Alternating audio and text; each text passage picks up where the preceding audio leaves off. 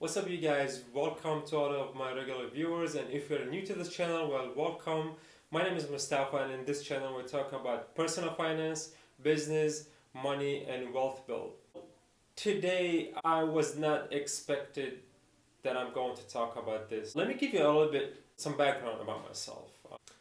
I moved to the United States back in 2007 as a refugee, and as a refugee, when the government approved your application and granted you a visa and you come in, the government hands your file to an organization, and there are multiple organizations that contracted with the government to actually receive those refugees in the airport and actually help them to rent an apartment, furnish that apartment, and it's like go kind of hand to hand with the refugee to introduce the refugee to the new culture, to the new society, to the how to be self-sufficient within the United States. So that will happen when I arrived. The Catholic Charities, it's one of the organizations. This organization helps you as well to apply for like legal documents like DMV, Social Security card, and after a year helps you apply for your green card and helps you apply after 5 years for citizenship. So with all of what I just said, your personal data remains with this organization for I have no idea how long, but it looks like it stays on their record for a long time. Sadly, I received this letter today from the Catholic Charities. This letter is about a ransomware attack.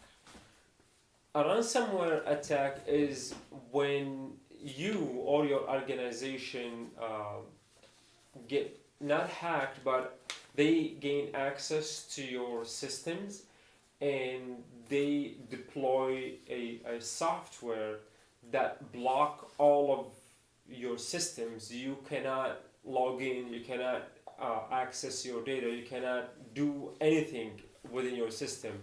And they usually, for example, pop up like a phone number or an email or whatever to call, and they will ask for a ransom in order for they to lift that block for you to gain access to your data or your systems. Okay, so this is from the Catholic Charities, and it says what happened. At the beginning, they said Catholic Charities was recently the victim of a ransomware attack. The attack was discovered on March 30th, 2020. Today is June the 9th. Yes, this letter came into my mailbox like a few days ago, maybe June 1st, June 2nd, it doesn't matter. The first thing that upsets me is that it happened between March 27th and March 30th. And they did not notify me about the ransomware attack until after 2 months. The question is why? What you were waiting for? You discover that you need to immediately notify your clients. The other thing, they did say that we notify the FBI and we run investigation, blah blah blah. And this is one of the funny things. They said, while we initially tried to recover the data from our backups, we were unable to do so. This is ridiculously funny. I'm a network engineer, and you do not put your backups within the same network as your data. If you want to put them within the same network, you put firewalls, you put a ton of prevention mechanism to protect your backups. And that's if not, you have a cold backup. A cold backup means you have hardware and it's sitting on the shelf, it has no power, nothing. It's just like an actual file that you put on your shelf and no one can actually access it until someone installs it in the computer. You turn on that computer, then you have access.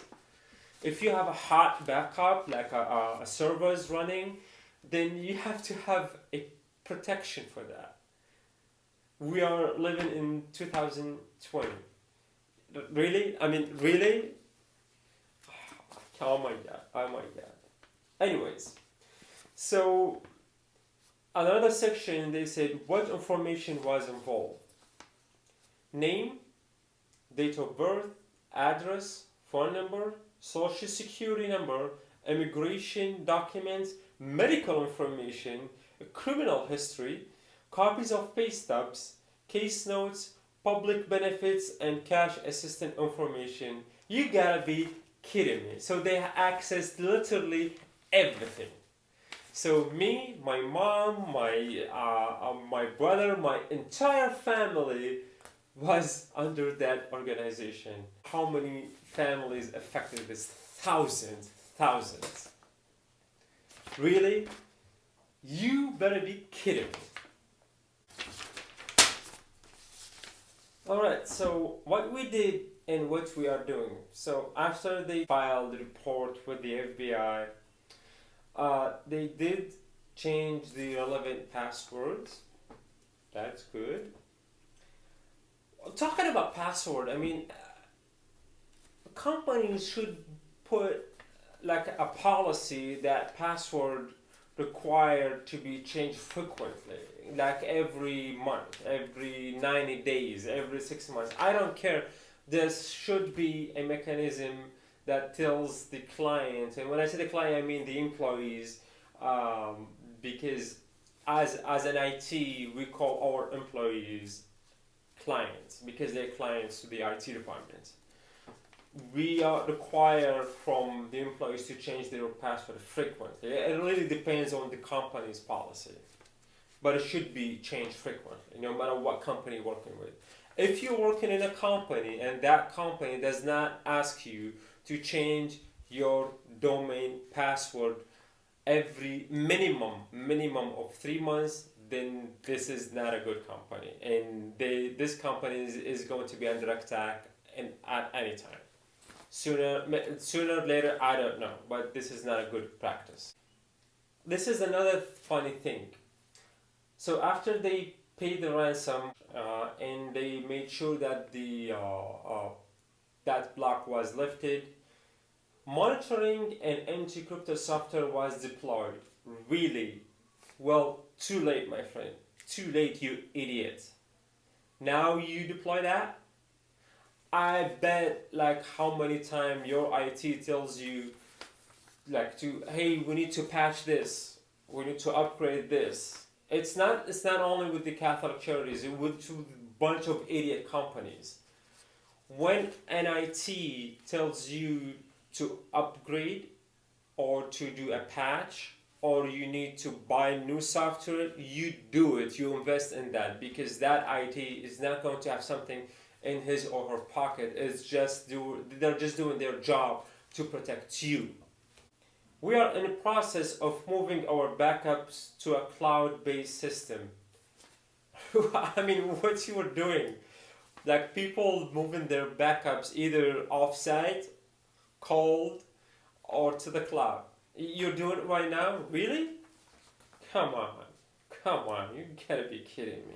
According to this letter, it's the Catholic Charities in San Diego. I don't know whether other Catholic charities in other cities, other states were affected or no. I have no idea. I did receive this letter again a few days ago, but I did open my mailbox after 5 p.m. So I did not really get the chance to give them a call and verify whether. I have a lot of questions to them, and since I'm an IT savvy, I'm gonna like hammer them with the questions tomorrow.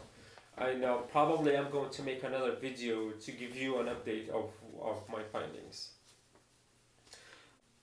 They did offer something called My ID Care. There is like a website, and there is actually a kind of like a code in here.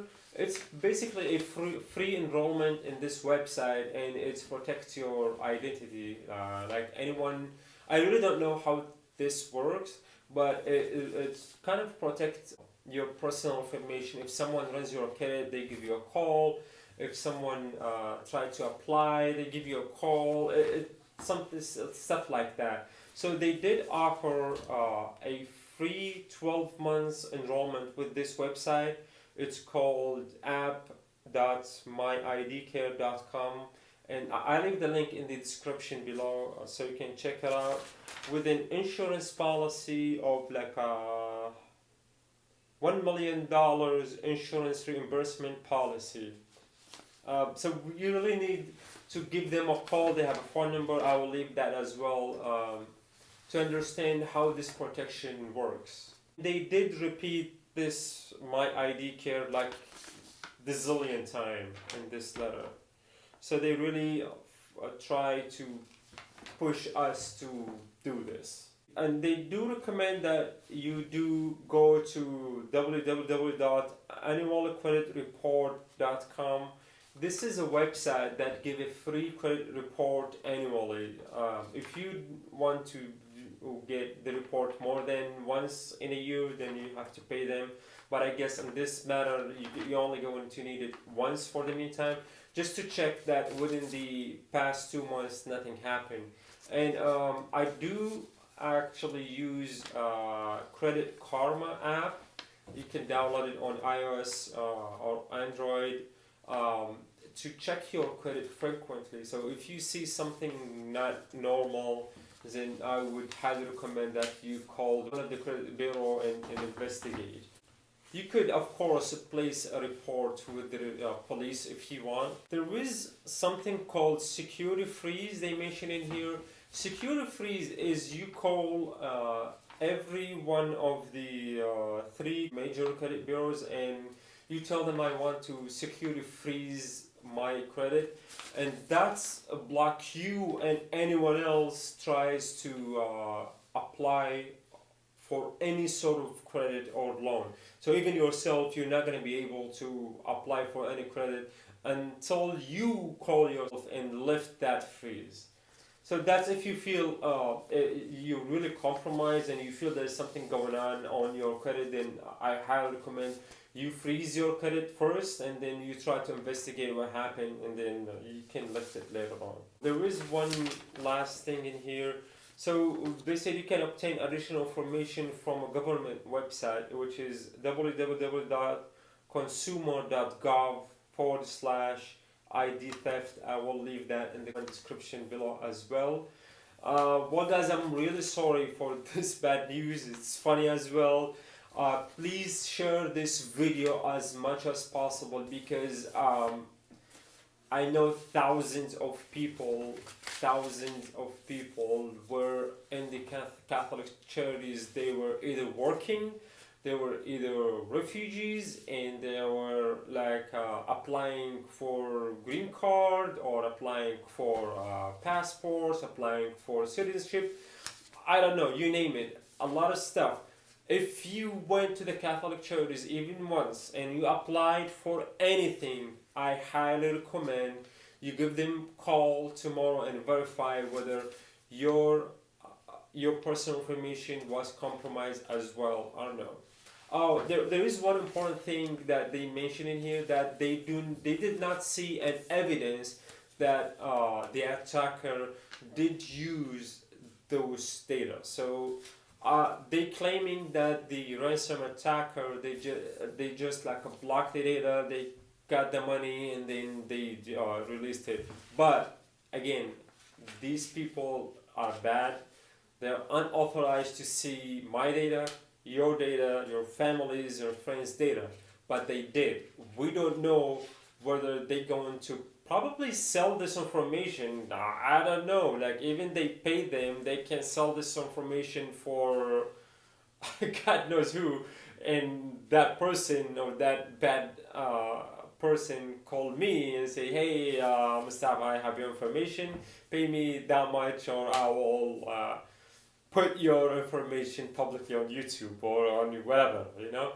So I really don't know. That's why I'm super worried. I'm super upset. And I'm going to give them a call tomorrow, and probably I'm going to make an update video on this.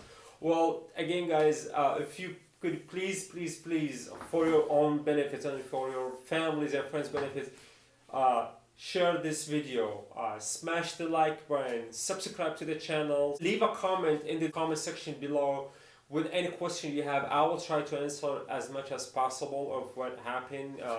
Probably I don't know how much I can trust this letter, to be honest, but it is what it is. I'm going to give them a call and see. Last but not least, Mustafa wishes you a good one. Thank you so much.